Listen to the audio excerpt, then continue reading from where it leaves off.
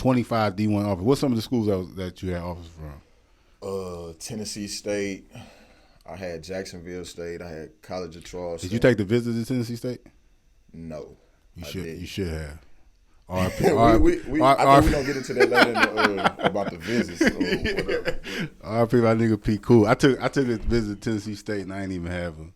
I knew I couldn't go D1. Like you said. But I took the visit because my homie was down there.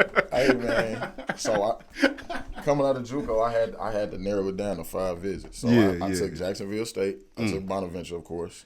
I took College of Charleston, that's down in South Carolina.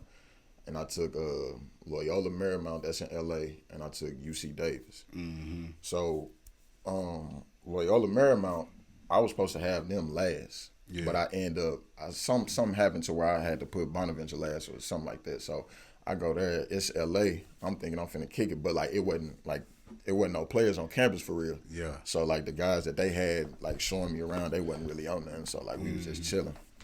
But I went to UC Davis. Yeah. And that was he got game type of experience. And right when it was I had to make a decision right there because I knew if I went there I probably it was gonna be too many distractions. Yeah. You know what I'm saying? So I had to make that decision. I had to make a business decision for real. That's what I'm saying. Them college business, man, hey, take all your business. Take advantage of your business. Take all your business, man. Take advantage of them even business, if you're not going to go to school or if you know you ain't going to school, take advantage of them business. See the world. I'm telling all you young boys that. Straight up. So you end up going to St. Bonaventure. People that don't know, tell people a little about the school. Where's the school at? It's in New York, but it's in western New York, so it's an hour and a half away from Buffalo. Mm-hmm. So it's really closer to Toronto than it is New York City. Yeah. You know what I'm saying?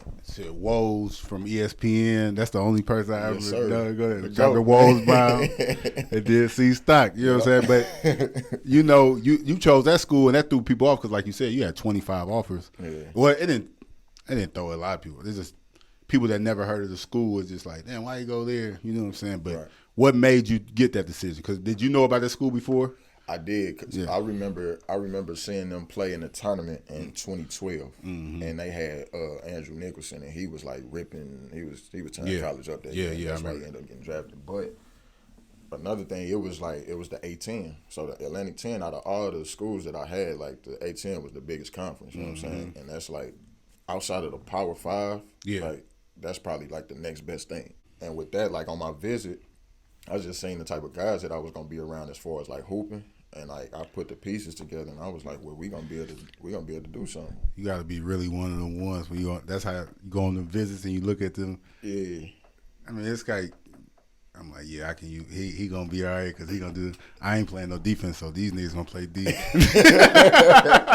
And then it's the personalities too. I had to look around. All that. You know what I'm saying? I couldn't be around no offense to nobody from Cali, but them niggas is weird, man. They different. You know what I'm saying? So I knew I wasn't gonna really mess with them too well, but East Coast, they got some, it's some niggas out there. Yeah. You know? So you choose St. Bonaventure.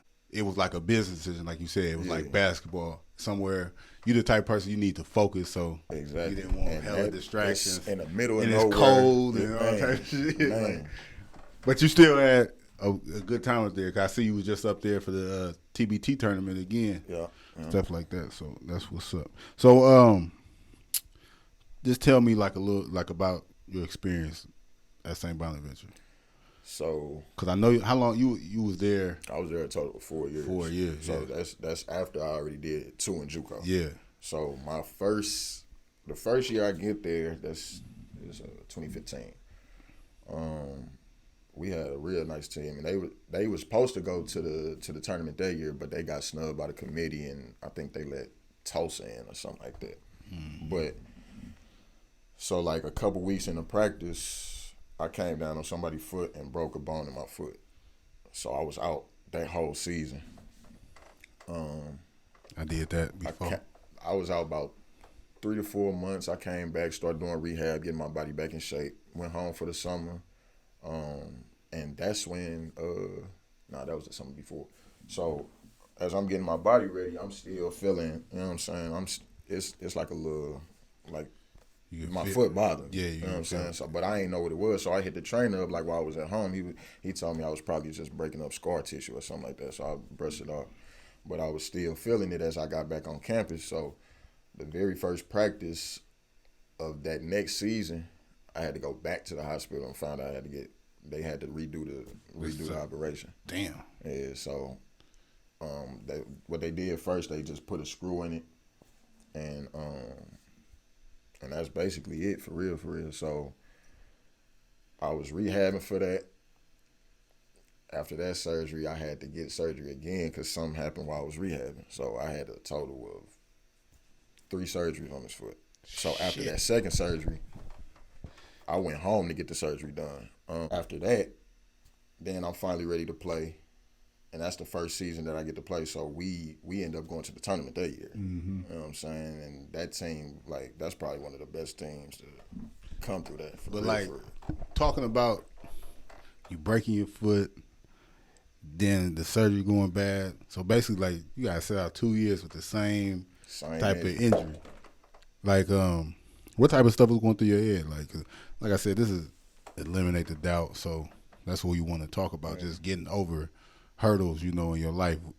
Was it at any point in the time where you were saying, man, fuck this, I'm about to be done? Sure. Especially like that. When I found out I had to have that second surgery, I was just like, man, what the fuck is going on? Because at that point, I had never, you know what I'm saying, I wasn't used to sitting out and, dealing with injuries. Like, that was the first major injury that I had. So it was all new to me, especially, seeing, being on the sideline, watching that I'm knowing I'm supposed to be out there. You know what I'm saying? Just seeing other guys contribute and me not being able to, especially, knowing that we got a chance of winning, it was fucking with my mental heavy. Yeah.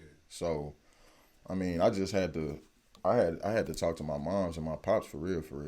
And, my mom, she real big. She's a real big Christian. You know what I'm saying? So, she just told me to keep praying on it, and she was praying for me. And, I mean, I knew what the reason that I was there for, man. I just never lost sight of that. Yeah. You know what I'm saying? Because, everything in me wanted to be a pro. That's all I ever wanted to be, you know what I'm saying? Right. So it got to a point where I was like, all right, ain't nothing finna stop me. Yeah. You know what I'm saying? And even after I had healed from the foot injury, after that first season we went to the tournament, I ended up having to get surgery on my knee.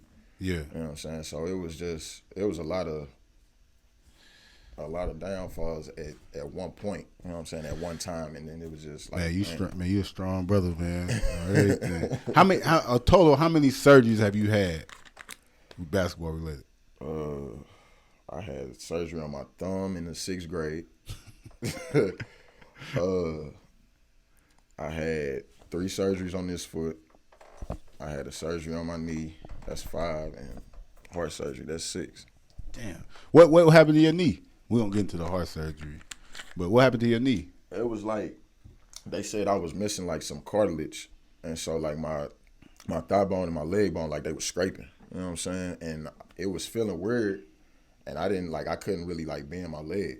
So I think we was in DC in the middle of the A-10 tournament, and that's when it happened. And I didn't really find out what was really going on until after the season, because they just loaded me up on meds, the cortisone shit. Yeah. And shit, they was trying to get me to be healthy by that UCLA game. Man, me playing ball, man, I definitely know where you're coming from dealing with injuries. I was a person though where I would play through everything. Yeah. People don't even know, bro. I didn't had fractured bones in my foot, and I dislocated my knee and never had surgery for it or none of that shit. You know what I'm saying? Nah, that's crazy. Yeah. That's crazy.